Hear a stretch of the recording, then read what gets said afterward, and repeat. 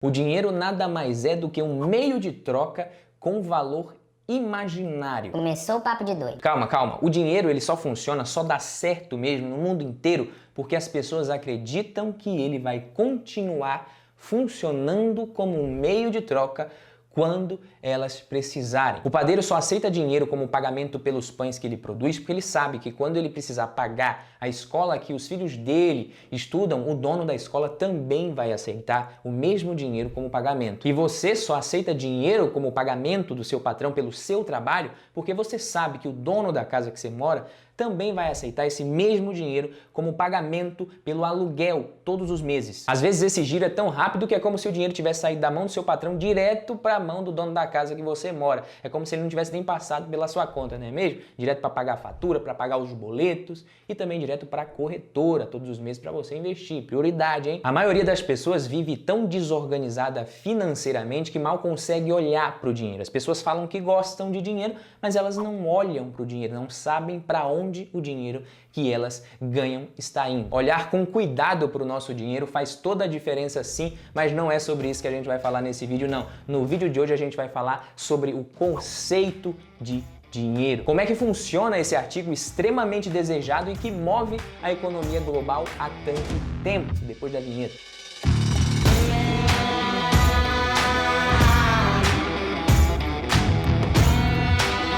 E esse é o primeiro de uma série de vídeos que eu farei sobre economia aqui no canal. Eu sou Badu Vieira, especialista em investimentos. Esse aqui é o Valor em Ação. Se você gosta desse tipo de conteúdo, já se inscreve aqui no canal, ative o sino para você acompanhar os próximos vídeos. E o que seria dinheiro, hein? O dinheiro ele precisa ser algo escasso necessariamente e também alguma coisa que todo mundo deseja. Essas duas coisas permitem que ele funcione como um meio de troca. E trazendo um pouco de teoria aqui, para que algo seja considerado como moeda de forma eficiente, precisa ser um instrumento de troca, um instrumento para a denominação comum de valores e também um instrumento para reserva de valores. Se cumpriu esses requisitos aqui, você pode chamar de moeda. Mas será que sempre foi assim? Desde o começo da humanidade, muitas coisas diferentes desempenharam o papel do dinheiro. Comida já foi usada como dinheiro, sal, carne, grãos, enfim. Agora você imagina um universo aí em que um artesão que só produzia sapato precisa conseguir leite. Ele precisava encontrar alguém que produzia leite disposto a trocar leite por sapatos. Em uma sociedade sem moeda, o comércio ele fica muito mais dificultado. O próprio sal já chegou a ser utilizado como meio de troca e pagamento por muito tempo. Os soldados romanos recebiam sal, comida, manteiga, pregos, tudo isso aí como pagamento pelo seu salário. Eram coisas que eram facilmente, entre aspas, trocadas na época. Só que, como sempre existiu e sempre vai existir, existiam aquelas pessoas que eram melhores que as outras em determinada atividade e que ganhavam mais. Só que com comida, meus amigos, não tem como você comer muito mais do que o outro se você ganha muito mais do que ele ou armazenar isso daí. As dificuldades de transporte e armazenamento mostraram que comida e até o próprio sal não poderiam ser usados como dinheiro por muito tempo. Ou seja, comida e sal era até legal, mas logo deram lugar para metais preciosos como ouro, prata, cobre e bronze. Os metais eram raros, desejados, escassos e muito mais fáceis de transportar e armazenar. Vai vendo. No quesito escassez, o ouro ele é o mais brabo de todos os metais. Ele não serve para fazer muita coisa, ele só é raro mesmo e isso que torna ele tão valioso em comparação com os outros. Não pense que o ouro é utilizado na fabricação de joias porque ele tem um brilho especial que é só dele. Não, isso acontece porque desde sempre as pessoas gostam de ostentar itens raros pendurados no pescoço e no pulso, e o ouro é raro e por isso ele é usado na fabricação de joias, porque ele é raro. Parecia que não havia mais problemas para os metais, eles já tinham solucionado todos os problemas do dinheiro, até que surgiu outro problema, meus amigos, o peso. 100 gramas de grãos em sacos de 50 quilos não faziam muita diferença, mas 100 gramas de ouro, prata e bronze fazem uma baita diferença. Para negociar agora, os compradores e vendedores tinham que andar sempre com uma balança. A desonestidade sempre existiu também. E as balanças, inclusive, têm a fama aí de serem um dos itens mais fraudados da história, mais até do que as próprias moedas. Isso aqui foi um pouco de exagero, eu assumo. E o que fazer para resolver esse problema? Se você chutou moeda padronizada, você acertou. A Lídia, em mais ou menos 600 antes de Cristo, foi um dos primeiros povos que se tem em registro a utilizar moedas padronizadas por peso, grau de pureza e gravuras. Inclusive, a Lídia ela fica ali na região onde hoje é a Turquia, meus amigos. A primeira moeda da civilização foi cunhada com a efígie de um leão, que era símbolo da família real da Lídia. Os historiadores não chegaram a um consenso em relação ao valor dessa moeda. Ela podia representar cerca de 11 ovelhas, 10 cabras ou até mesmo um mês de subsistência. Dali o conceito logo se espalhou para o resto da Europa, até que chegou na Grécia também. Os fenícios logo levaram também para a região mediterrânea e a moeda padronizada virou uma tendência, uma modinha. Só que nessa saga do dinheiro, meus amigos, problema pouco é bobagem e eles não pararam por aqui. A moeda padronizada ali até que resolveu o problema das balanças, uniformizou e facilitou muito a troca entre os comerciantes e produtores rurais, por exemplo. Só que ela também trouxe alguns desafios a serem superados e é aqui que a coisa começa a ficar interessante. Segura a onda. Imagina que esse reino, país ou povo utilizasse essas moedas para negociar com outros países também, com outros povos, comprar coisas que não produziam e aos poucos esse estoque de moedas em circulação fosse diminuindo. O que acontecia é que essas moedas aos poucos iam saindo e não iam voltando mais. Elas passavam a ser usadas em outros povos menos organizados, afinal de contas, elas eram usadas como metal mesmo. Metal precioso é precioso em qualquer lugar, pouco importa o formato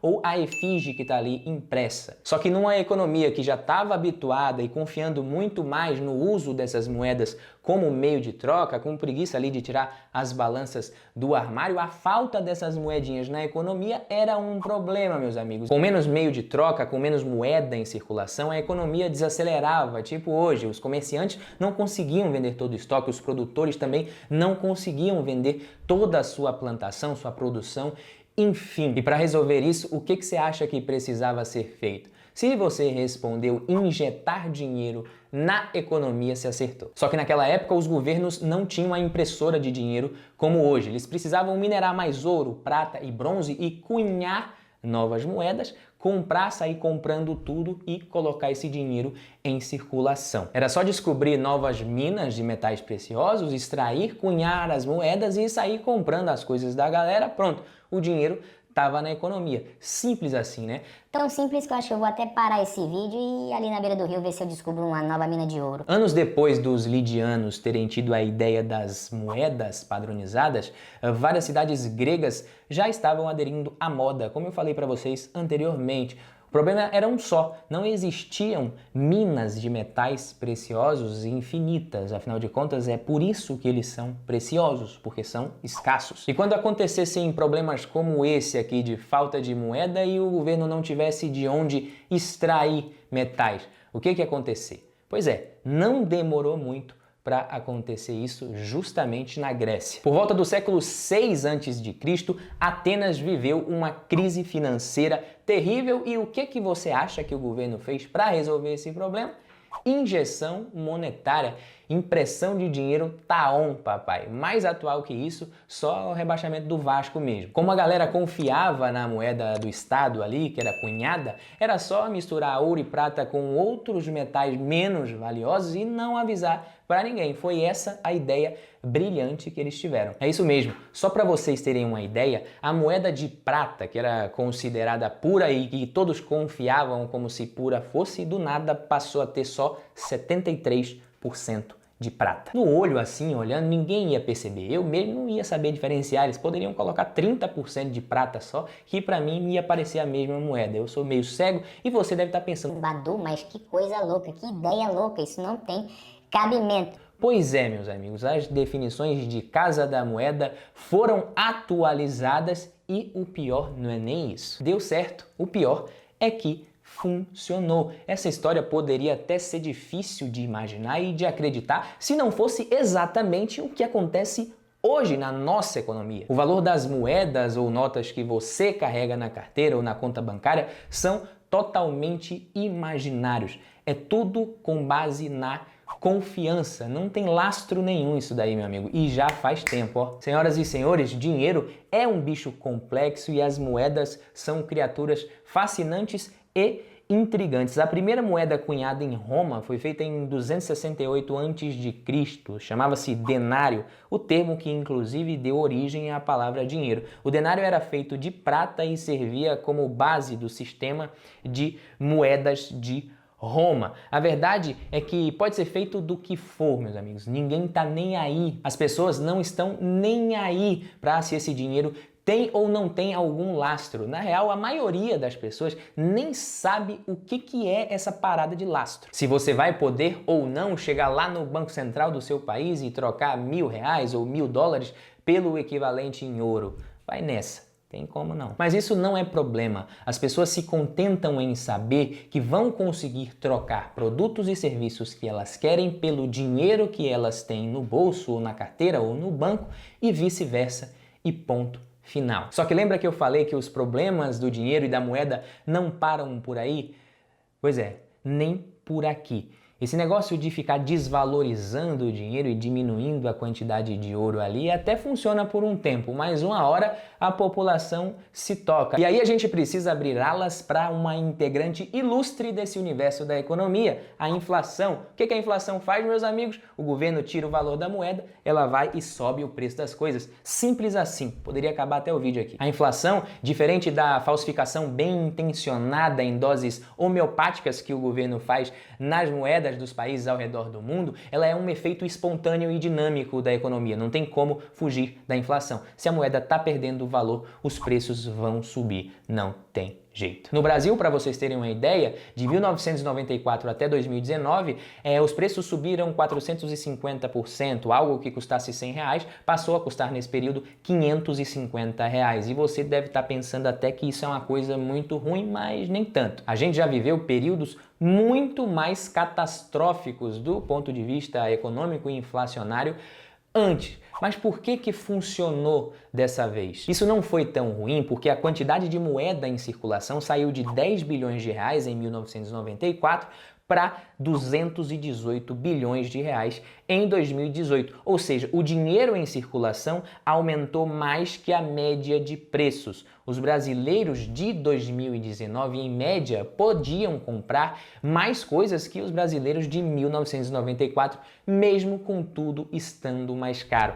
Guarda esse conceito agora que eu vou te falar. A diferença positiva entre o crescimento da quantidade de moeda em circulação e o aumento de preços mostra que a produtividade do país aumentou e a inflação fez menos mal do que bem. Foi inclusive por isso que a desvalorização da moeda lá na Atenas, lá antiga, funcionou naquele período. Só que isso nem sempre é o que acontece. No período de hiperinflação aqui no Brasil, entre as décadas de 80 e 90, a gente chegou a ter no auge ali inflação de 80% ao mês, meus amigos. Por isso que o brasileiro comum não queria saber de investir, recebia, bora consumir, pronto, vai que sobe o preço. Inflação, hiperinflação, muito menos, não é benéfico para a economia de país nenhum. E hoje em dia, para aumentar a quantidade de dinheiro em circulação na economia, o Banco Central ele não vai lá e diminui a quantidade de ouro e prata nas moedas que nem os gregos fizeram antigamente. Ele faz isso através de mecanismos mais sofisticados e avançados, entre aspas, mas que no fundo, são exatamente a mesma coisa. Mas isso a gente vai ver no próximo episódio da nossa série aqui no canal sobre economia para leigos, investidores e curiosos. Por isso, deixa seu like, se inscreve no canal, ativa o sino das notificações que eu te vejo no próximo vídeo. Valeu, papai, tamo junto!